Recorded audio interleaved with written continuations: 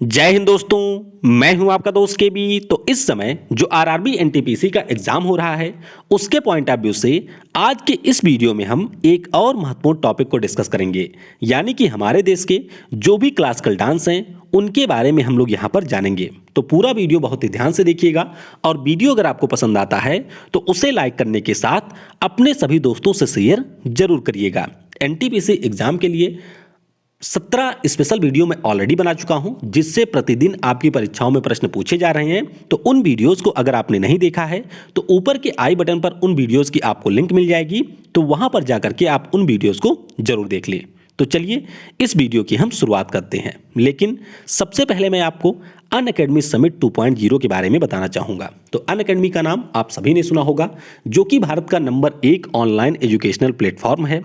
इसके द्वारा जो भी हमारे यूपीएससी की तैयारी करने वाले एस्पायरेंट हैं या फिर जो आने वाले समय में यूपीएससी की तैयारी करना चाहते हैं, उन सभी के लिए फ्री में 1-2 दिनों के लिए समिट का आयोजन कर रहा है। अब इस समिट में आपको कई सारे प्रतिष्ठित लोग मिलेंगे और उन सभी के द्वारा गाइड किया जाएगा कि किस प्रकार से हमारे देश का जो सबसे कठिन एग्जाम है उसकी तैयारी को आप लोग कर सकते हैं। तो नीचे आपको यहाँ पर रजिस्टर करने का लिंक मिलेगा और उस लिंक पर क्लिक करके आप इसमें रजिस्टर जरूर कर लें। अगर आपको यूपीएससी की तैयारी नहीं करनी है तो भी आप इसमें रजिस्टर जरूर कर लें, क्योंकि इन 2 दिनों में आपको काफ़ी कुछ नया सीखने को मिलेगा। तो 30 और 31 जनवरी को अनअकैडमी के द्वारा इसका आयोजन किया जा रहा है। लिंक आपको नीचे मिल जाएगी, तो वहाँ जा करके आप इसमें इनरोल कर सकते हैं। और अगर आप अनअकैडमी के ऊपर कोई कोर्स परचेज करना चाहते हैं तो आपको उसके लिए भी लिंक नीचे डिस्क्रिप्शन में मिल जाएगी। तो उस समय जब आप कोर्स को परचेज कर रहे हो तो वहां पर आपको यूज करना है एक कोड, जो कि है KV10। तो KV10 नाम का जब कोड आप यूज कर लेंगे तो आपको वहां पर 10% का एडिशनल डिस्काउंट मिल जाएगा। तो ध्यान रखिएगा, कूपन कोड KV10 आप जरूर यूज करिएगा। तो चलिए अब वीडियो की हम शुरुआत करते हैं। पहले हम लोग बात करेंगे अपने देश में डांस के प्रकार के बारे में। तो अगर हम अपने देश में डांस की बात करते हैं तो ये आपको 2 फॉर्म में मिलेगा। एक हमारा होता है क्लासिकल डांस, जिसे हम लोग शास्त्रीय नृत्य के नाम से जानते हैं, और दूसरा हमारा होता है फोक डांस, जिसे हम लोग लोक नृत्य के नाम से जानते हैं। तो ये हमारे 2 डांस के प्रकार होते हैं। अब 2 मैंने आपको बता दिया, तो आइए इनमें अंतर क्या होता है उसके बारे में भी हम लोग थोड़ा सा समझ लेते हैं। सबसे पहले हम बात करेंगे फोक डांस के बारे में। तो फोक डांस के बारे में अगर बात करें तो ये जो हमारे डांस होते हैं वह किसी विशेष स्थान से, किसी विशेष समुदाय से या फिर किसी विशेष जाति से संबंधित होते हैं। और ये जो हमारे डांस परफॉर्म किए जाते हैं, इनके लिए किसी भी प्रकार का कोई नियम कानून नहीं होता है। यानी कि जैसे आप चाहें, जिस वेशभूषा में आप चाहें उस वेशभूषा में इसको परफॉर्म कर सकते हैं, और यहाँ पर इनके लिए कोई नियम कानून नहीं होता है। वहीं पर अगर हम लोग क्लासिकल डांस की बात करते हैं तो यह एक प्रकार की कला है, एक प्रकार की उत्कृष्ट कला होती है क्लासिकल डांस को परफॉर्म करना। तो जो हमारे भगवान हैं या फिर देवी देवता हैं या फिर जो हमारे धार्मिक शास्त्र हैं या फिर जो हमारी पौराणिक कथाएं हैं, उनके पात्रों का वर्णन किया जाता है क्लासिकल डांस के माध्यम से। और क्लासिकल डांस को एक प्रकार की पूजा भी माना जाता है, यानी कि यह एक प्रकार से भगवान के वर्शिप का भी रूप होता है। तो यहाँ पर एक विशेष वेशभूषा होती है शास्त्रीय नृत्य के लिए, यहाँ पर कुछ नियम होते हैं और उन्हीं के अनुसार क्लासिकल डांस को परफॉर्म किया जाता है। तो ये आप ध्यान रखेंगे, जो कि विशेष तौर पर दोनों में अंतर है। जैसे अभी एनटीपीसी के एग्जाम में एक हुड़किया बोल नाम के नृत्य के बारे में पूछा गया था। तो ये एक फोक डांस है जो कि उत्तराखंड के कुछ विशेष रीजन में ही परफॉर्म किया जाता है। तो ध्यान रखिएगा, क्लासिकल डांस और फोक डांस के बीच में डिफरेंस क्या होता है। अब वैसे अगर हम लोग अपने देश भारत की बात करें तो यहाँ पर आपको बहुत सारे प्रकार के डांस मिलेंगे और 2 आपके सबसे ज़्यादा फेमस हैं। एक तो होता है नागिन डांस और एक होता है मुर्गा डांस। तो ये आप देख सकते हैं, ये नागिन डांस है, ये है मुर्गा डांस। तो आप में से लगभग सभी लोगों ने इन डांस के प्रकार को देखा भी होगा और हो सकता है कि आप में से कई सारे लोगों ने इन डांस को किया भी हो। तो ये जस्ट ए जोक है, बस मैंने आपको बता दिया है कि कई प्रकार के डांस हमारे देश में आपको देखने को मिलेंगे। तो अब आइए बात करते हैं अपने यहाँ के क्लासिकल डांस के बारे में। अब क्लासिकल डांस की अगर हम लोग बात करें तो हमारे देश में 12वीं से लेकर के 19वीं शताब्दी के बीच संगीत नाटक से शास्त्रीय नृत्य का विकास हुआ है। अब ये संगीत नाटक है क्या? तो यहाँ पर जो हमारे नाटक होते थे जिनके माध्यम से कोई संदेश दिया जाता था, तो इस नाटक में मुख्य रूप से परफॉर्म किया जाता था डांस का, यानी कि डांस के माध्यम से वे सारे जो संदेश थे वे लोगों के बीच में पहुंचाए जाते थे। और अगर हम क्लासिकल डांस की बात करते हैं तो पहली बार जो इसका उल्लेख है वह आपको मिलेगा नाट्य शास्त्र में। तो ये प्रश्न एनटीपीसी में पूछा जा चुका है कि नाट्य शास्त्र के रचनाकार कौन है। तो ध्यान रखिएगा, भरत मुनि ने लिखा है नाट्य शास्त्र को। और जो हमारे देश के अधिकांश क्लासिकल डांस हैं उन सभी का वर्णन आपको मिलेगा नाट्य शास्त्र में। और हमारे यहाँ पर भारत सरकार का जो संस्कृति मंत्रालय है उसके अधीन एक संस्थान है जिसका नाम है संगीत नाटक अकादमी। तो इसके द्वारा कुल मिलाकर के 8 डांस को यहाँ पर क्लासिकल डांस का दर्जा दिया गया है। तो परीक्षा में डायरेक्टली यही पूछ लिया जाता है कि हमारे देश में क्लासिकल डांस कितने हैं। तो ध्यान रखिएगा, कुल मिलाकर के 8 क्लासिकल डांस आपको अपने देश भारत में मिलेंगे। अब डांस के बारे में हम लोग थोड़ा सा और आगे जाने उससे पहले मैं आपको यहाँ पर बताना चाहूँगा कि नृत्य शास्त्र में जो हमारे शास्त्रीय नृत्य हैं उनके बारे में क्या बताया गया है। तो यहाँ पर 2 चीज़ों के बारे में बताया गया है, यानी कि ये कहा गया है कि जो हमारे क्लासिकल डांस होते हैं उनके मुख्य रूप से 2 आयाम होते हैं, यानी कि 2 एस्पेक्ट में यहाँ पर फोकस किया जाता है। पहला आपका होता है लस्य। लस्य का मतलब होता है भाव, रस या अभिनय, और ये मुख्य रूप से स्त्रियों की प्रधानता को रिप्रेजेंट करता है। दूसरा हमारा होता है तांडव। इसका मतलब है कि ये लय और गति के ऊपर फोकस करता है। अब मतलब इसका हुआ क्या, जैसे अगर आपने गोविंदा को देखा हो जो कि एक्टर हैं, तो ये जब डांस परफॉर्म करते हैं तो एक तो आप देखते होंगे इनके हाथों और पैरों की जो लय और गति होती है, तो ये हमारा हो जाता है तांडव। दूसरा आप देखते होंगे इनके फेस का एक्सप्रेशन। तो जो हमारे शास्त्रीय नृत्य होते हैं उनमें जो फेस का एक्सप्रेशन होता है, यानी कि जो हमारे डांस करने वाले हैं उनके फेस के एक्सप्रेशन के ऊपर भी फोकस किया जाता है। यानी कि इन दोनों को समन्वय जब कर दिया जाता है, यानी कि इन दोनों के इंटीग्रेशन के बाद ही हमारे जो क्लासिकल डांस होते हैं उनको परफॉर्म किया जाता है। तो ये पॉइंट आप यहाँ पर ध्यान रखेंगे कि लस्य और तांडव के माध्यम से हमारे जो क्लासिकल डांस हैं उनको परफॉर्म किया जाता है। अब आइए देखते हैं कि हमारे देश में कौन कौन से क्लासिकल डांस हैं और वे किस राज्य से संबंधित हैं, और ये स्लाइड आपके लिए सबसे ज़्यादा महत्वपूर्ण है। तो ये है हमारा प्यारा भारत। अब हमारे प्यारे भारत में आपको यहाँ पर एक राज्य मिलेगा जिसका नाम है उत्तर प्रदेश। तो उत्तर प्रदेश में जो हमारा डांस प्रसिद्ध है उसे हम लोग कहते हैं कथक। क्या कहते हैं इसे? हम लोग कथक या फिर कथक के नाम से जानते हैं। तो ये है उत्तर प्रदेश राज्य का। उसके बाद में फिर चलते हैं असम में। तो असम में भी एक डांस का प्रकार मिलेगा जिसे हम लोग कहते हैं सतरिया। क्या है? सतरिया यहाँ पर इसका नाम है। उसके बाद में फिर चलते हैं मणिपुर में। तो मणिपुर में जो डांस का फॉर्म है इसे हम लोग कहते हैं मणिपुरी। तो ये तो आपके लिए आसान ही है कि मणिपुरी हमारे मणिपुर का डांस है। फिर चलते हैं उड़ीसा में। तो उड़ीसा का जो हमारा क्लासिकल डांस है उसे हम लोग कहते हैं उड़ीसी। तो ये भी काफ़ी ज़्यादा आसान है। फिर हम लोग चलते हैं तमिलनाडु में। तो तमिलनाडु में आपको मिलेगा यहाँ पर भारतनाट्यम। क्या है? भारतनाट्यम आपको मिलेगा तमिलनाडु में। उसके बाद में आता है केरल राज्य। अब केरल राज्य के 2 हमारे क्लासिकल डांस हैं। कौन कौन से? एक तो हमारा है मोहिनी अट्टम। क्या नाम है इसका? नाम है मोहिनी अट्टम। और दूसरा हमारा है कथकली। कौन सा है? कथकली। तो ध्यान रखिएगा, जहां पर लोग अक्सर कंफ्यूज हो जाते हैं, कथक हमारे उत्तर प्रदेश का डांस है और अगर हम कथकली की बात करते हैं तो ये आपके केरल राज्य के क्लासिकल डांस का एक प्रकार है। और फिर हमारा 8वां है जो कि आंध्र प्रदेश से संबंधित है और इसका नाम है कुचिपुड़ी। तो यहाँ से आपके एनटीपीसी में 5 से 6 प्रश्न ऑलरेडी पूछे जा चुके हैं। तो ध्यान रखिएगा कौन सा डांस किस राज्य का है। आइए एक बार मैं आपको रिवाइज करवा देता हूँ। देखिए, उत्तर प्रदेश का है कथक, असम का है सतरिया, मणिपुर का है मणिपुरी, उड़ीसा का है उड़ीसी, आंध्र प्रदेश का है कुचिपुड़ी, भारतनाट्यम है तमिलनाडु का, केरल का है कथकली और केरल का ही है मोहिनी अट्टम। तो इनके बारे में अब आप यहाँ पर ध्यान रखेंगे। अब आइए इनके बारे में हम लोग थोड़ा सा और डिटेल में डिस्कस करते हैं। तो पहले बात करेंगे कथक के बारे में। किसके बारे में? कथक के बारे में। तो ये हमारे उत्तर प्रदेश का डांस है। अब इस डांस की अगर हम लोग बात करें तो प्राचीन समय में यानी कि 15वीं और 16वीं शताब्दी के आसपास जो भी हमारे गांव होते थे या जो भी हमारे मंदिर होते थे वहाँ पर जो इसको परफॉर्म करने वाले लोग थे उनके द्वारा जो भी हमारी पौराणिक कथाएँ थीं उनके बारे में इस डांस के माध्यम से चीज़ों को दिखाया जाता था। तो ये आप ध्यान रखेंगे। और जब 15वीं और 16वीं शताब्दी का समय था तो उस समय भक्ति आंदोलन चल रहा था और भक्ति आंदोलन के समय इसका काफ़ी ज़्यादा प्रसार हुआ था। 20वीं शताब्दी की अगर हम लोग बात करते हैं तो उस समय एक हमारे थे लीला सोखी जी, और लीला सोखी को यहाँ पर क्रेडिट जाता है कि उन्होंने रिवाइव किया था इस डांस फॉर्म को। तो ध्यान रखेंगे लीला सोखी के बारे में। विषय की अगर हम लोग बात करें तो राधा कृष्ण विषय के ऊपर ये आधारित होता है, यानी कि जो हमारे भगवान कृष्ण और राधा का जीवन है, उनके जीवन से जुड़ी हुई जो कहानियां हैं उनको यहाँ पर कथक के माध्यम से परफॉर्म किया जाता है। अब यहाँ पर ड्रेस कैसे होता है या फिर किस प्रकार की वेशभूषा होती है उसके बारे में हम लोग डिस्कस नहीं करेंगे। फिलहाल मैं आपको केवल उतनी चीज़ें ही बताऊंगा जो कि एनटीपीसी के लिए इंपॉर्टेंट है। बाकी जब हम लोग इसको वैसे जीके के टॉपिक में डिस्कस करेंगे तब वहाँ पर मैं आपको इन सभी चीज़ों के बारे में बहुत ही डिटेल में बताऊँगा। तो ये हमने बात कर ली कथक की।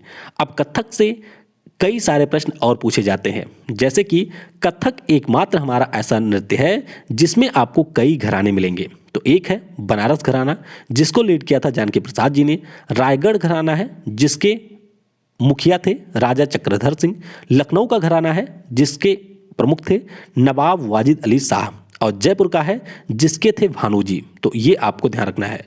वैसे अगर हम लोग कथक की बात करें तो ये आपके राजस्थान राज्य में भी थोड़ा बहुत परफॉर्म किया जाता है। तो अगर ऑप्शन में आपको उत्तर प्रदेश ना मिले तो यहाँ पर आप राजस्थान को भी टिक कर सकते हैं।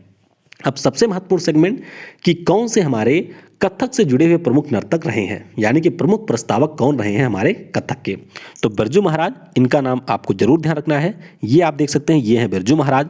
उसके बाद में है लच्छू महाराज, फिर हमारी है सितारा देवी, सोना नारायण है, शर्मिला शर्मा है और है राजेंद्र गंगानी। तो ये जो सारे हमारे नर्तक हैं ये सभी जुड़े हुए हैं कथक से, तो इनके बारे में आपको जरूर याद रखना है। फिर बात करते हैं मोहिनी अट्टम की। तो मोहिनी अट्टम, मोहिनी नाम आपने सुना होगा कि जब समुद्र मंथन हुआ था उस समय निकला था हमारा एक अमृत, और अमृत लेकर के दानव उस समय भाग गए थे। तो उन सभी दानवों से अमृत को वापस लेने के लिए जो हमारे भगवान विष्णु थे उनके द्वारा मोहिनी का रूप रखा गया था। तो भगवान विष्णु का एक अवतार होता है मोहिनी और उसी के ऊपर ये आधारित है। अब इस नृत्य के बारे में आप ध्यान रखेंगे कि यह मुख्य रूप से एकल नृत्य होता है और ये महिलाओं के द्वारा परफॉर्म किया जाता है। तो आपसे पूछा जा सकता है कि इनमें से कौन सा एकल नृत्य है। तो ध्यान रखिएगा, इसमें कोई एक व्यक्ति ही नृत्य को परफॉर्म करता है। और एक हमारे मलयालम भाषा के कवि थे, क्या नाम था इनका? नाम था B.N. मेनन। तो इन्होंने कल्याणी अम्मा के साथ में मिलकर के इस नृत्य को पुनर्जीवित किया था। अब पुनर्जीवित करने का मतलब क्या है? देखिए, जब हमारे यहाँ पर मुगलों का समय था, या फिर आप कह सकते हैं कि जब हमारे यहाँ पर थोड़ा अंग्रेज आ गए थे, तो उस समय ये जो हमारे डांस फॉर्म थे वे थोड़े से डिक्लाइन होना शुरू हो गए थे। तो बाद में जब 20वीं शताब्दी का समय आया, जब हमारे आज़ादी का समय आया था, तो उसके बाद में कई सारे डांस फॉर्म को विशेष लोगों के द्वारा पुनर्जीवित किया गया, यानी कि उसको पुनः चर्चा में लाया गया था। तो उसी प्रकार से B.N. मेनन ने कल्याणी अम्मा के साथ में मिलकर के इस डांस को पुनर्जीवित किया था। अब इसमें अगर हम लोग नर्तकियों की बात करें, यानी कि जो प्रमुख प्रस्तावक रहे हैं, तो उनमें आपके हैं जयप्रभा मेनन, कलामंडलम है, सुनंदा नायर है, माधुरी अम्मा है और आपकी है छेमोती। तो देख सकते हैं ये सारी आपकी महिलाएं हैं। तो आपको ध्यान रखना है कि मोहिनी अट्टम जो नृत्य है यह मुख्य रूप से महिलाओं के द्वारा परफॉर्म किया जाता है। फिर बात करते हैं कथकली की। तो कथकली भी हमारे केरल राज्य का ही क्लासिकल डांस है। अब केरल में आपको कई सारे डांस मिलेंगे, जैसे कि रामनट्टम है, कुडियाट्टम है और है कृष्णट्टम।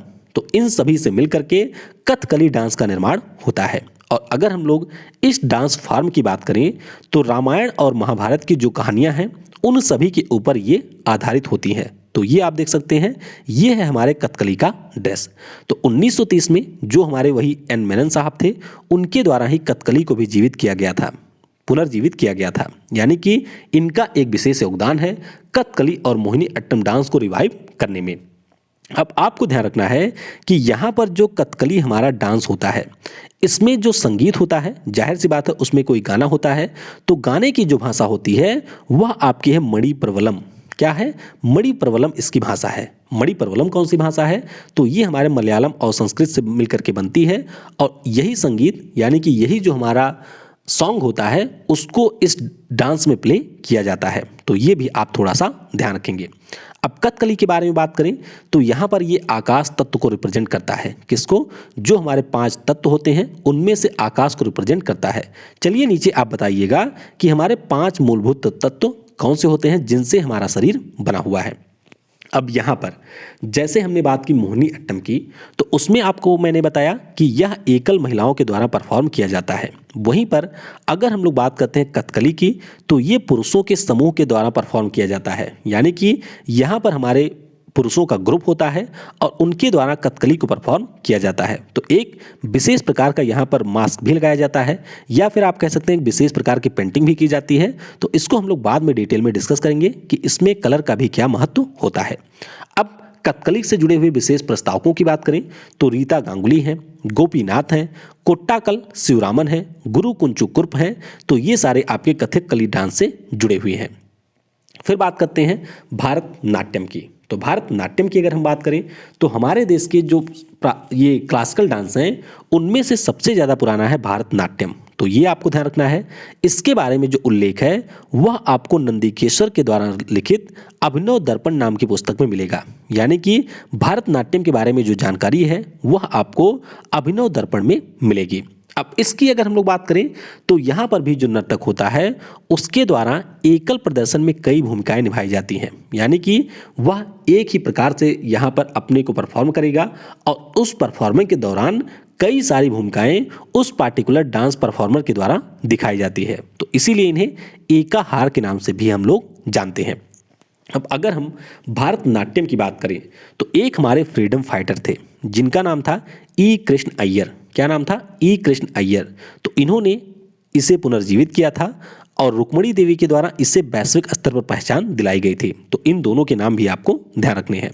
अब यहाँ पर अगर हम प्रसिद्ध नर्तकों की बात करते हैं तो मल्लिका साराभाई, लक्ष्मी विश्वनाथम, यामिनी कृष्णमूर्ति, प्रतिभा प्रहलाद, मृणालिनी साराभाई और पदम सुब्रमण्यम भारतनाट्यम से जुड़े हुए हैं।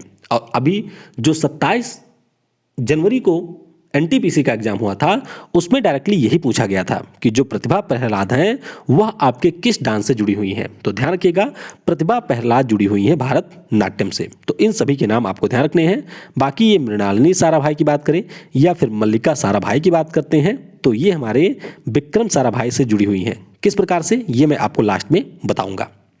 फिर बात करते हैं सतरिया डांस की। तो ध्यान रखिएगा, ये असम का है और 15वीं शताब्दी के दौरान एक हमारे वैष्णविज्म के संत थे, यानी कि वैष्णव से जुड़े हुए संत थे जिनका नाम था शंकर देव। तो इन्हीं के द्वारा इसकी शुरुआत की गई थी। भक्ति आंदोलन से ये काफ़ी ज़्यादा प्रेरित रहा था और नाट्य शास्त्र में भी इसका वर्णन किया गया है। अब इस डांस की अगर हम लोग बात करें तो जो हमारे भिक्षुक होते हैं, यानी कि जो भीख मांगने वाले लोग होते हैं, उनके द्वारा भी इसका परफॉर्मेंस किया जाता है। अब ऐसे भीख मांगने वाले लोग नहीं, यहाँ पर भिक्षुओं की वेशभूषा को बना करके इस डांस को परफॉर्म किया जाता है। तो यह भी महिलाओं के द्वारा किया जाने वाला एक मुख्य रूप से नृत्य है। तो बस इसके बारे में आप इतना ही याद रखेंगे।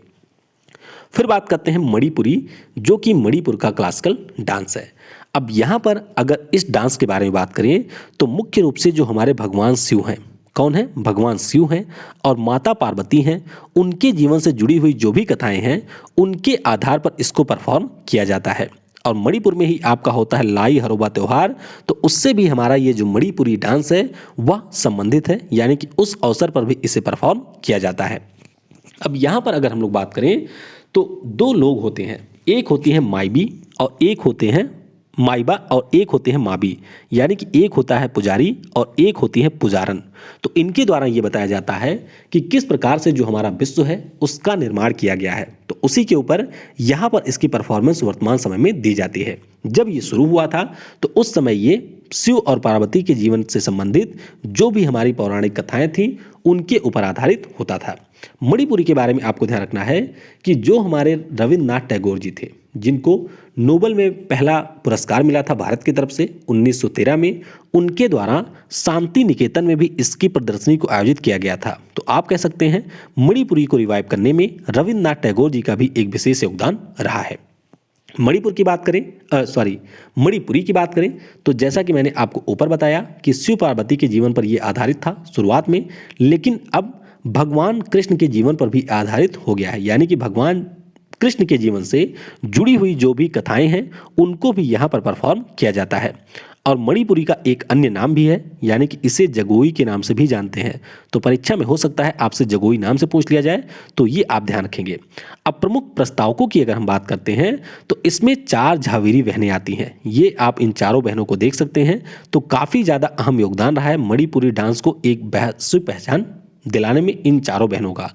नाम इनका है दर्शना, रंजना, दर्शना नहीं दर्शना है, रंजना, नैना और सुवर्णा। तो चारों बहनों के नाम आपको थोड़ा सा ध्यान रखने हैं। और एक हमारे हैं गुरु विपिन सिंह, जिनका भी विशेष योगदान रहा है मणिपुरी क्लासिकल डांस में। फिर बात करते हैं उड़ीसी की। तो उड़ीसी की बात करें तो ये हमारे उड़ीसा का है।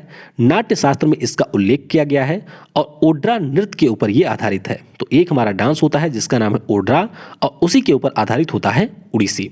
तो ये आप ध्यान रखेंगे। और इस नृत्य की खास बात यह है कि जो हमारे क्लासिकल म्यूजिक होते हैं उनके साथ में इसे परफॉर्म किया जाता है। तो क्लासिकल म्यूजिक के बारे में भी हम लोग आगे डिस्कस करेंगे।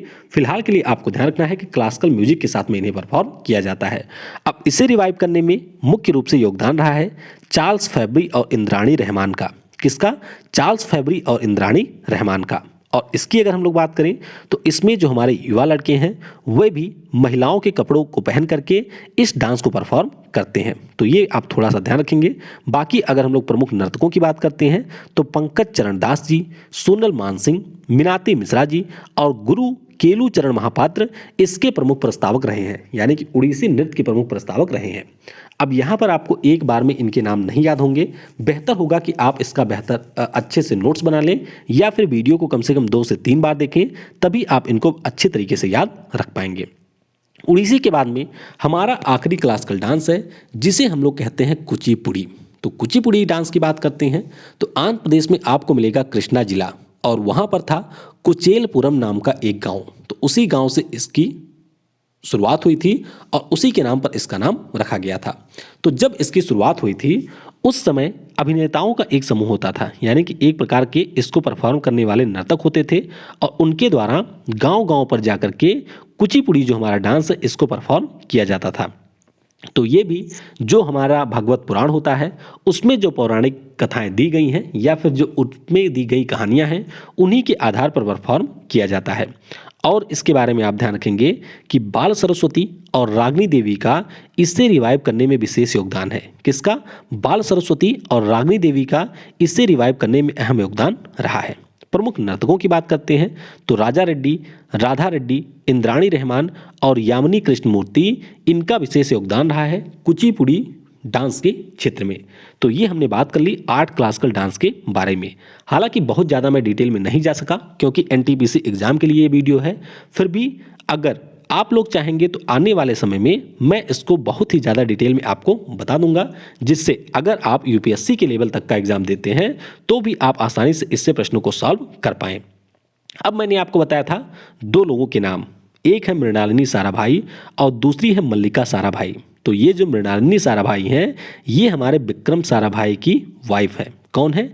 विक्रम साराभाई की वाइफ है। वहीं पर अगर हम लोग मल्लिका साराभाई की बात करें तो ये विक्रम साराभाई जी की बेटी हैं।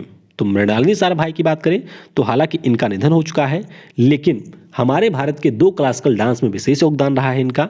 एक तो है भारतनाट्यम और दूसरा है कथकली। कौन सा है? एक भारतनाट्यम, दूसरा है कथकली जो कि है केरल वाला।